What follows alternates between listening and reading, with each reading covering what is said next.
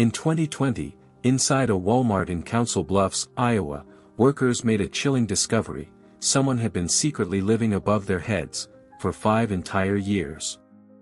Hidden in the store's ventilation shafts, a man had turned a forgotten crawlspace into his home, surviving on leftover food and silence. He walked the aisles at night while security cameras looked the other way. No one noticed. No one suspected. How could someone live inside a supermarket, undetected, for half a decade? Was he dangerous? Was he lost? Or, was he just forgotten by the world? What they found wasn't just a man. It was a story of loneliness, survival, and a system that let him slip through the cracks. What drove him there, and why no one ever saw him, will shake you. Hit like, subscribe and let's go. Before he vanished from the world, Thomas Reed was just another face in the crowd, quiet, polite, invisible in the way only middle-aged men with tired eyes often are. Born in 1971, raised in Sioux City, Iowa, he worked as a mechanic for over a decade. His days were simple: early mornings, black coffee, long hours under the hood of someone else's car. He loved old country music, folded his laundry neatly, and never once missed a bill. Life wasn't grand, but it was stable, predictable. He rented a small apartment near the railroad tracks, smiled at his neighbors, kept to himself. But after his mother died in 2014 and the shop where he worked shut down the following year, something shifted. Slowly, quietly. Like winter creeping in.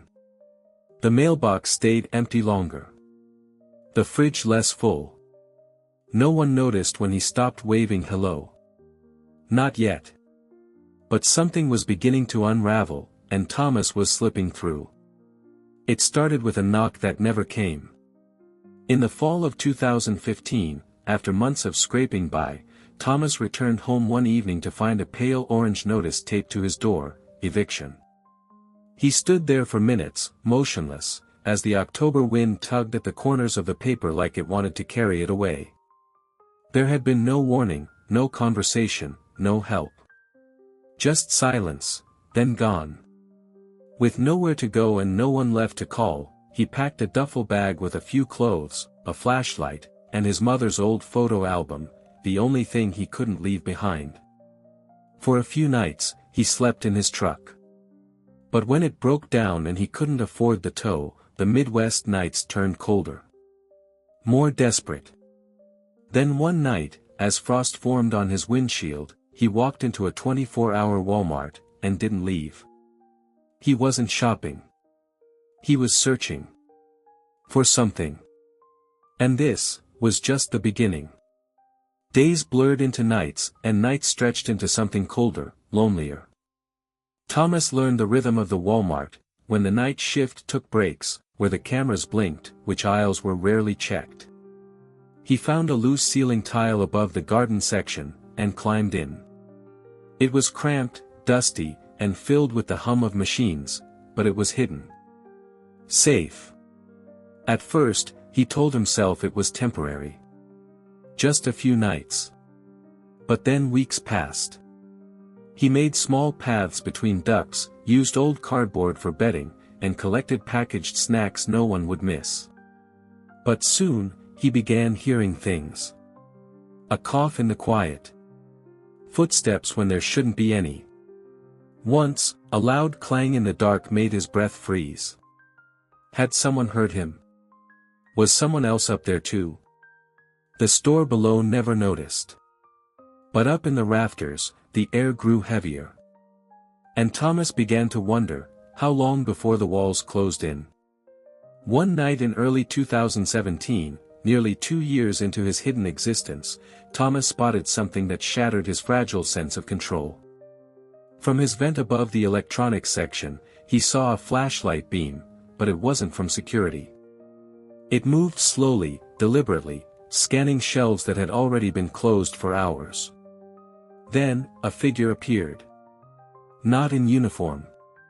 Just a man, in plain clothes, carrying a small duffel bag, just like Thomas had, long ago. The stranger crouched behind a stack of box TVs, and waited. For what, Thomas didn't know.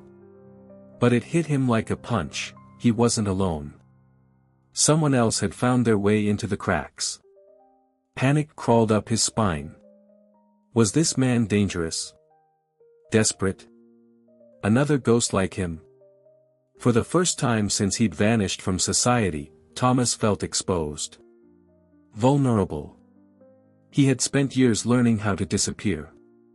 But now, someone else knew the hiding places too.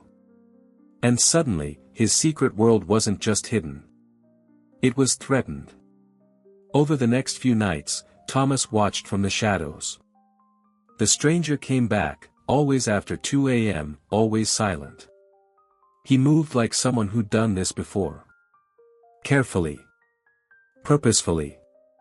Then, one night, Thomas saw him pull something from under a bottom shelf in the pet supplies aisle, a blanket, a cracked phone, and a notebook.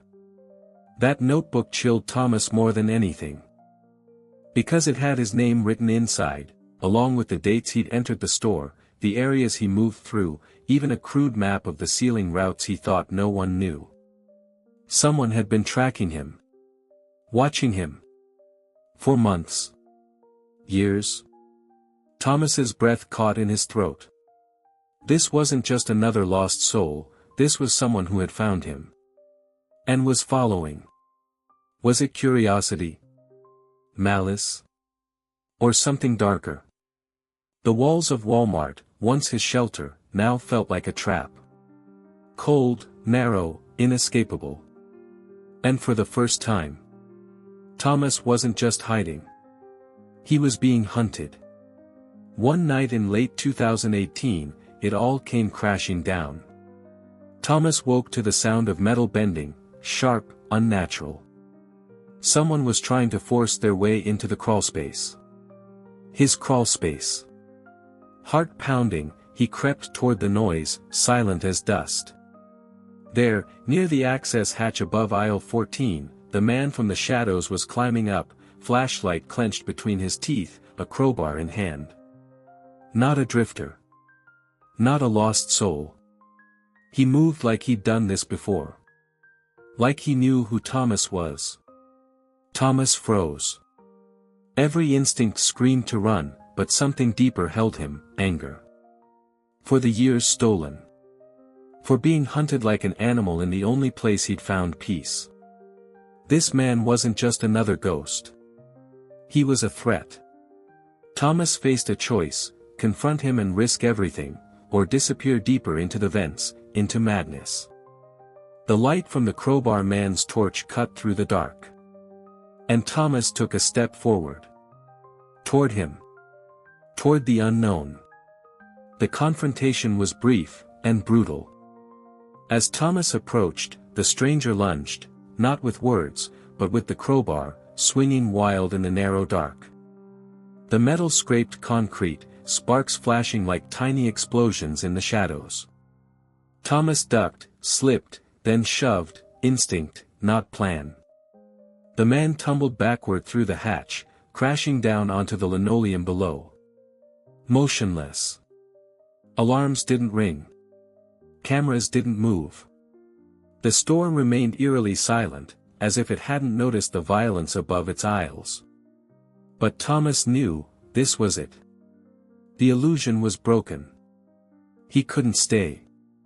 He knelt by the hatch, staring down at the unconscious man, a stranger who'd hunted him, yes, but also someone clearly lost, just like him.